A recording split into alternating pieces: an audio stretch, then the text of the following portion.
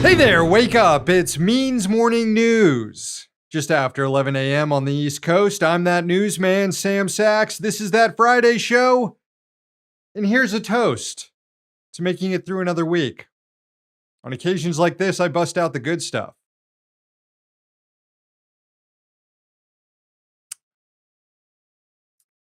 Ghostbusters Ecto Cooler.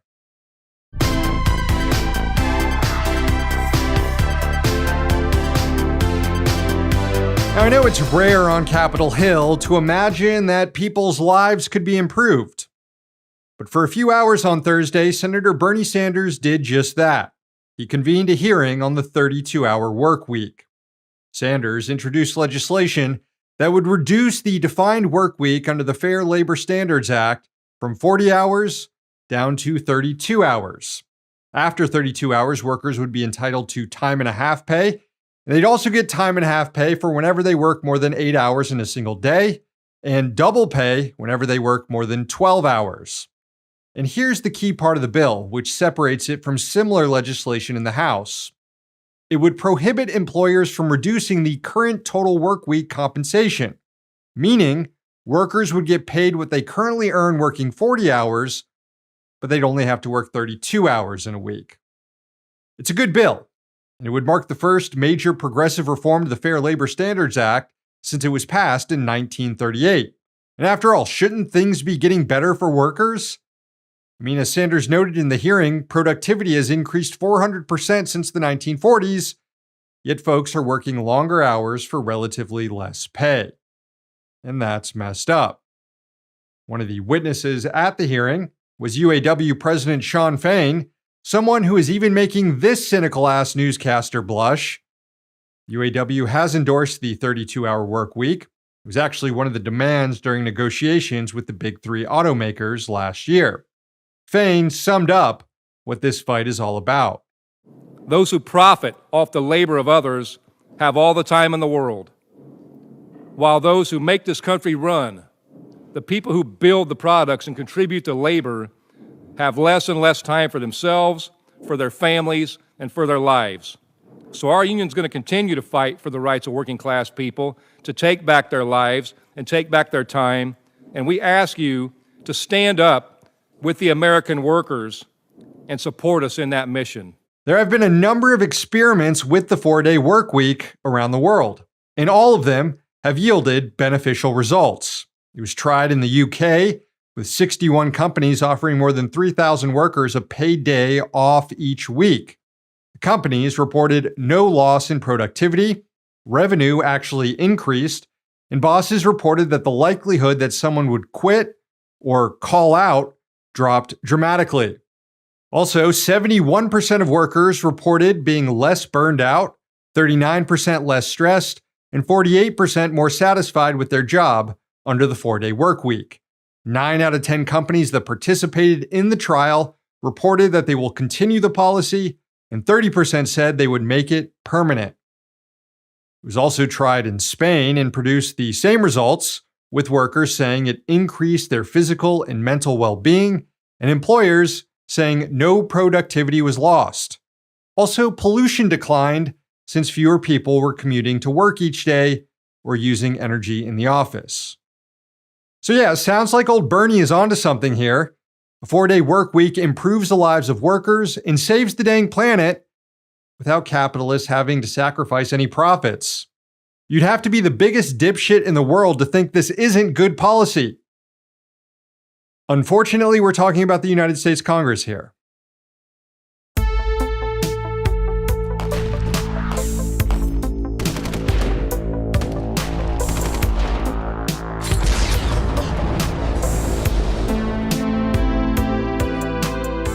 The clock is ticking on a surveillance tool that the feds routinely abuse to spy on Americans. So I say let it die. Sadly, though, Congress wants to extend it. The only question is if any safeguards will be applied to it moving forward. I'm talking about Section 702 of the Foreign Intelligence Surveillance Act, which expires on April 19th. Speaker of the House Mike Johnson said this week he plans to hold a reauthorization vote sometime in April. Created in 2008, the authority allows U.S. spy agencies to target the digital communications and data of overseas foreign targets. The enormous scope of the program was first revealed by NSA whistleblower Edward Snowden. The feds hoover up all this data and preserve it in these vast databases that can then be queried later under certain internal guidelines. Now, even though this is a foreign intelligence tool, and spy agencies have to certify to secret judges that they are targeting non-US persons, the wide net that it casts often scoops up data belonging to US persons as well. And once that data is collected, the feds can later search through it without a warrant. It's backdoor warrantless surveillance. Now, rules do stipulate that authorities can conduct a search of the database for information belonging to US persons only if there's a reasonable likelihood that it will turn up foreign intelligence or evidence of a crime. But that's a standard that can be stretched as wide as a federal agent wants to. And it has been stretched. In 2022, the Office of the Director of National Intelligence revealed that in just a single year, in 2021, the FBI conducted 3.4 million queries about U.S. persons in the FISA Section 702 database. That's 1,000 searches of U.S. persons every single day, and every single one of them without a warrant. Now, some lawmakers on both the left and right think that's fucked up. It's like the one issue where libertarians are useful. So a coalition has formed to make changes to Section 702, mainly to require a warrant each time the feds want to go fishing in the database for the personal info of U.S. citizens. All the millions of times the FBI does it. The U.S. intelligence community, though, doesn't want that. And they have allies in Congress, too, powerful ones, like the chairman of the House Intelligence Committee, Mike Turner.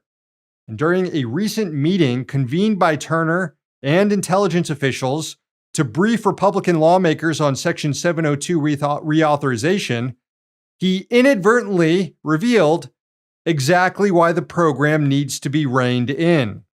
Wired has that story based on sources who were in the room for that meeting, which occurred back in December.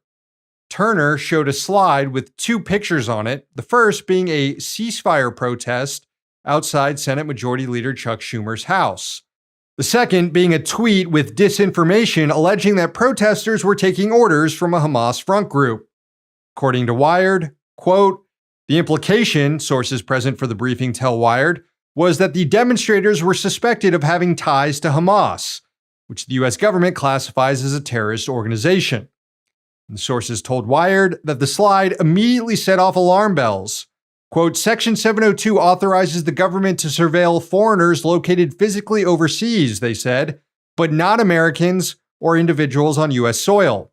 Even while Turner spoke, a few staffers began privately debating whether what Turner described was a lawful use of the program. Okay, see, this is exactly why you can't trust U.S. spies or the FBI with a program like this. Even the main person in Congress charged with oversight wants to abuse it to spy on political enemies.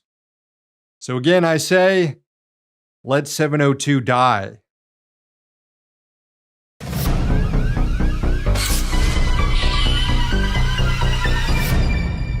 Methane emissions around the world are again on the rise, following a brief decline at the onset of the COVID pandemic.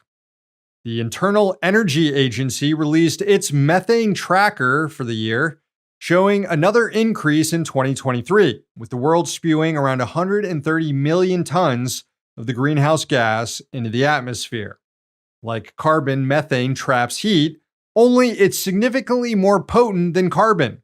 It's estimated that methane emissions are responsible for 30% of the rise in global temperatures since the Industrial Revolution. More than 2/3 of all methane emissions come from the 10 biggest polluting nations, and the U.S. leads the way with more than 13 million tons. Russia is second with about 2 million less. The agency noted in its report that, quote, overall emissions remain far too high to meet the world's climate goals, and that as part of the agency's scenario to limit future warming to less than 1.5 degrees Celsius, methane emissions need to drop by 75% by 2030. That will require the U.S. fossil fuel industry to implement abatement measures that the IEA estimates will cost about $170 billion through 2030.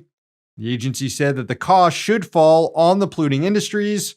Quote, fossil fuel companies should carry the primary responsibility for financing these abatement measures, given that the amount of spending needed represents less than 5% of the income the industry generated in 2023. Problem is, the industry is not on board with saving the planet yet, particularly while there's still trillions in profit to be made from dirty energy. One of the biggest fossil fuel companies in the world announced it was moving in the opposite direction. Shell said it was revising its carbon reduction targets, pursuing them less aggressively than previously planned. This is from the Financial Times. Quote, Shell had previously said the net carbon intensity of its energy products would fall 20% from 2016 levels by 2030, and then 45% by 2035, and to net zero by 2050. The company said on Thursday it was now targeting a 15 to 20% drop by 2030 and would abandon the interim 2035 target. The company is still prioritizing fossil fuel profits over limiting the damage it's causing to the planet. Meanwhile, a new study from Realtor.com shows that climate change will wreak havoc on the U.S. housing market. Found that nearly half of all homes in the U.S. are threatened by extreme weather caused by global warming. That's roughly $22 trillion in residential property at risk of being wiped out. The good news? Certain inland property values will go up once they become waterfront homes. Hey, I'm always looking on the bright side here.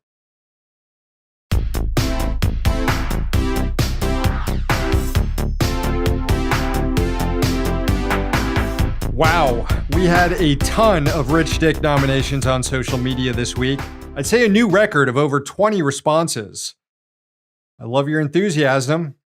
Can't get to all the nominations, but here are a few of them.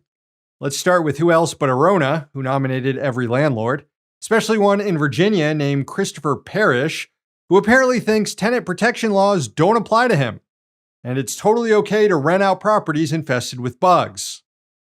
What a scumbag. In a similar vein, Frank nominated all the fucking capitalists. I can get down with that. Here's a nomination for UFC boss Dana White. UFC athletes are among the lowest paid of any major sport. Meanwhile, Dana White is worth something like $500 million. Nomination here for Medieval Times CEO Kenneth Kim, who it appears has successfully defeated his workers' union organizing campaign, which fucking sucks. J.K. Rowling nominated for dabbling in Holocaust denial. Executives at Macy's are in there for doing mass layoffs. Former Treasury Secretary Steve Mnuchin was nominated after he announced he's forming a group of investors to buy TikTok. I can assure you the site is in much better hands with the Chinese Communist Party than Steve Mnuchin and his ilk. And finally, we got a nomination for whoever ordered that hit on the Boeing whistleblower, which I'd say was definitely a dickish move. As always, very strong nominations, but in the end, there can only be one. And this week's Rich Dick is Ben Shapiro.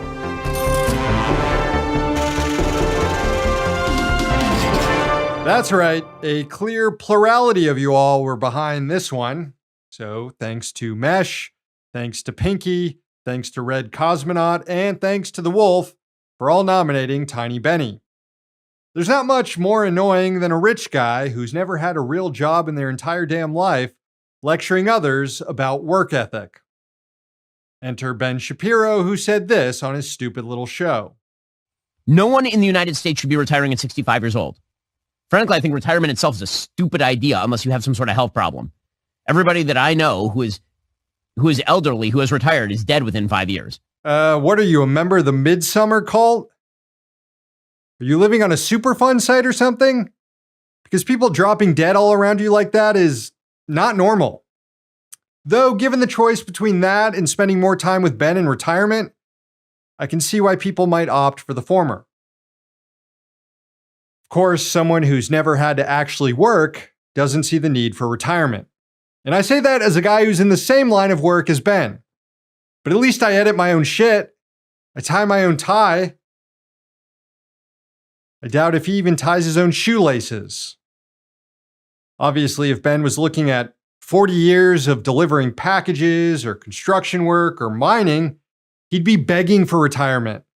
Hell, if he had to just interact with normal people 8 hours a day as a cashier or something, he'd be crying himself to sleep every night.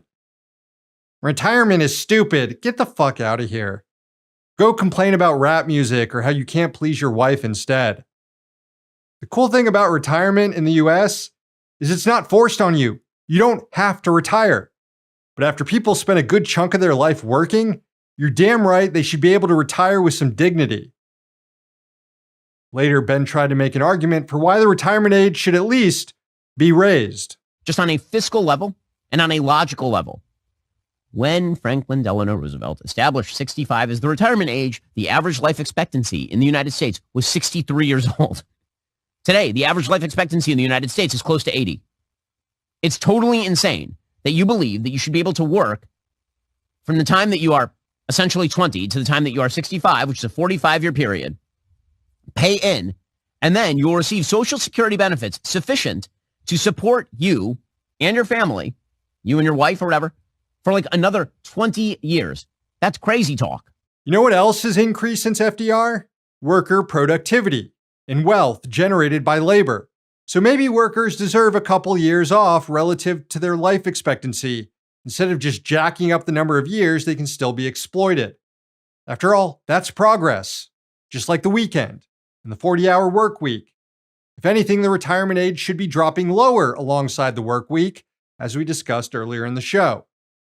Also, Benny Boy exposes just how clueless he is about retirement in the US, believing that people are making bank on Social Security. What could monthly Social Security checks cost? $10,000? The average Social Security payout is like $1,800 a month. Not exactly a lifestyle of the rich and famous there. And the funny thing about life expectancy, if you break it down by class, there's a huge disparity. Harvard study from 2016 found as much as a 10 to 15 year difference in life expectancy between the bottom 1% and the top 1% income earners. So the people at the lowest rung of the income ladder, who tend to be the people who have to labor the most, die faster. They're lucky if they have any years left to retire already, and Shapiro wants to make sure they never do. He sucks.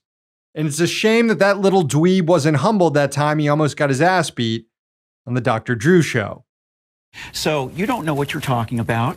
You're not educated on genetics. Would you like to discuss the genetics? Or Well, what are your genetics? Sir?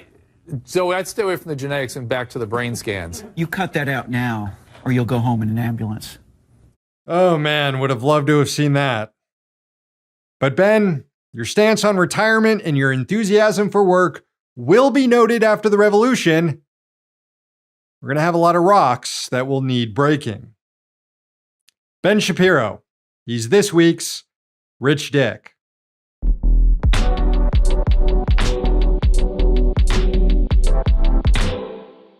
All right, friends, the show ends this morning with a sunrise from Michigan. It was sent in by Abby on the Michigan Technological University campus in Houghton. Enjoy.